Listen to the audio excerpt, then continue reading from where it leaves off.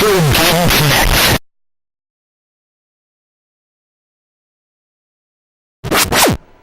Hello and welcome to the pilot episode of Retro Game Connect. If all goes well, Retro Game Connect will be a show about classic video games, where every episode we take a look at a particular game. We'll talk about its history, its development, its place in the industry. Then we'll play the game a little bit, pointing out interesting bits of the gameplay. And when we're done, we'll discuss whether the game is rightly remembered or deserves to be forgotten. Since this is the pilot episode, I figured we'd get a rolling start with Daytona USA for Sega Saturn.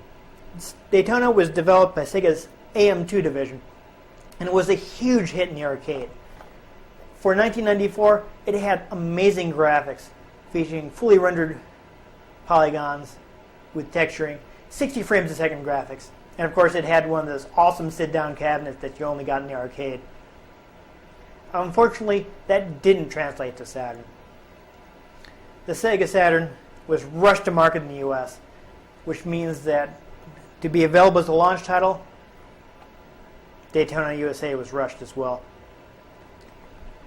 Did it still end up being a good game at home? Well, let's play it and find out.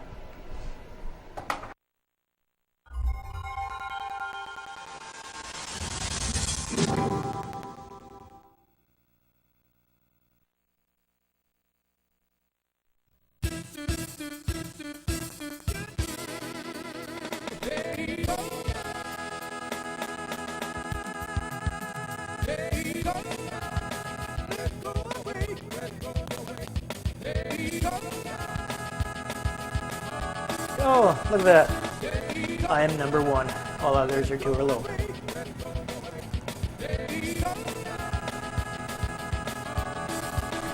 Now you can see a little bit, even right from the demo, how bits of the scenery appear and disappear. That's because unlike the arcade, the Saturn wasn't powerful enough to render the entire course the entire time. So it would only render what it figured you could see. Unfortunately, again, since the game was rushed for launch, it wasn't always sure what that was. You've got arcade mode, Saturn mode, ranking, and options. There's actually not a lot to the game. This is before Sega added tons and tons of content for its arcade ports, because it was still pretty new to have a system that was powerful enough to actually play games in anything similar to their arcade fidelity. So we'll start off with arcade mode. Please select a race course. Okay, it's been a while. So let's try the beginner course. Interesting thing about Daytona USA is that it actually does support Sega's analog controller. Probably through backwards compatibility through the hardware engineering, since the game is designed long before the controller ever came out. We'll see how well it actually supports it.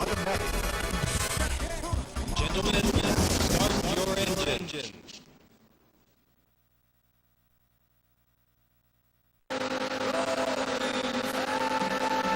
Rolling start. I love that.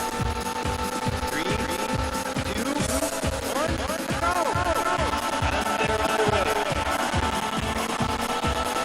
Oh, I am really out of practice. As you can see, I've got the analog control, I can nudge my car. That's something you're not going to get from Ridge Racer. Oh, right off the wall. That's okay. The automatic transmission, I really don't like shifting my car.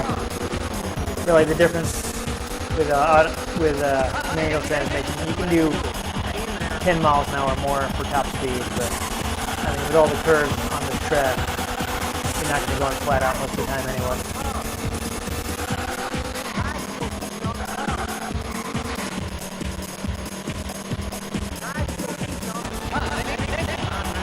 Uh-oh.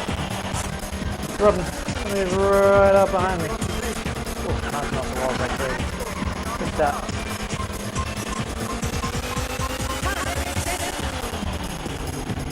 Alright, hurry up, pit crew.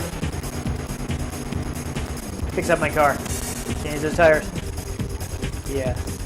I love that I have a full picture. This isn't so blocky, but this was pretty amazing in 1995. But you can see you get a lot of the stretching that was common to early 3D games. PlayStation is really notorious for it. Oh! I flipped out. I'm in trouble. Looks like that's the end of my race. 38th. Oh no. That's pretty lousy. Game is over. So that's pretty fun. Sega always knew how to make arcade racers.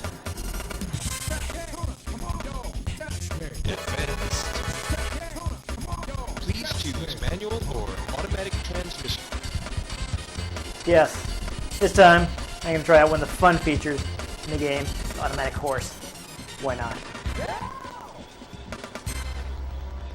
Even though I don't have an engine because I'm a horse. But that's okay. Gentlemen, start your engine.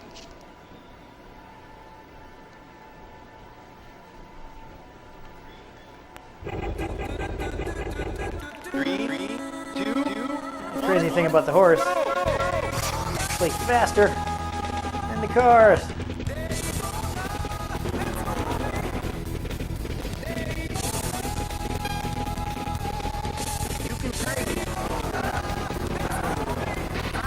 Oh, but I had lost a lot of speed in the wall. It's one of the things you have to be careful of.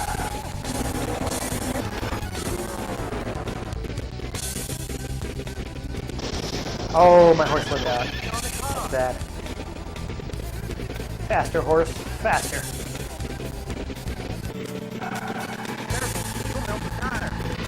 Remember, folks, I never claimed to be good at this. Just like many arcade games, you have a timer counting down the arcade mode and the Saturn mode. You simply have laps, so you always get to finish the race.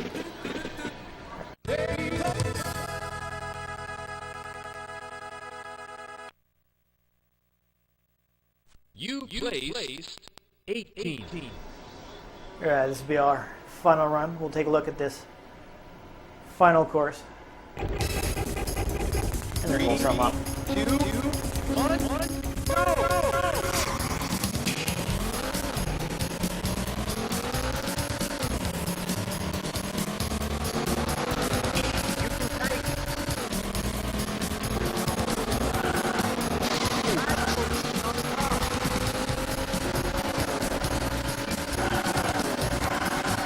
Oh dear. I can see that this is in fact advanced.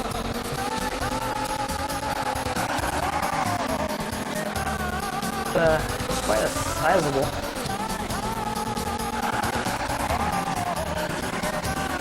I haven't seen another car in a while. Let's go to the wall and do that here.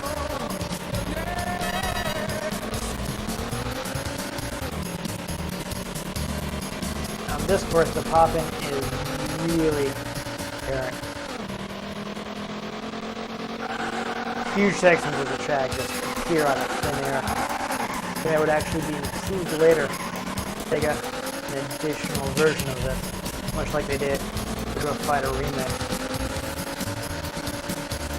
The finish, folks. I passed one person. You placed Oof. 29. That was pretty rough. Still interesting track. Cool scenery. Been really fun in the arcade. Now, And a nice responsive racing wheel. the other champions.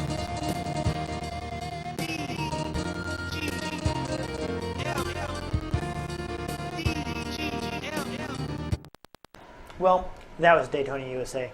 As you can see, it's a pretty bare-bones port. You really don't get much aside from what was in the arcade. You get additional cars, but they're really just the same model with slightly different stats and different paint job. The horse is fun, but you can see it was added pretty quickly as there's very little detail, and the animation's kind of goofy. When you look at modern games like Gran Turismo or Forza Motorsports with their excessive detail, licensed cars, tons of tracks, there's really not much reason to go back to Daytona unless you're looking to have a history lesson. Well, that was the pilot episode of Retro Game Connect. I hope you liked what you've seen. I'm hoping to gather a crew together so I can produce this regularly. So if you did enjoy it, watch this space.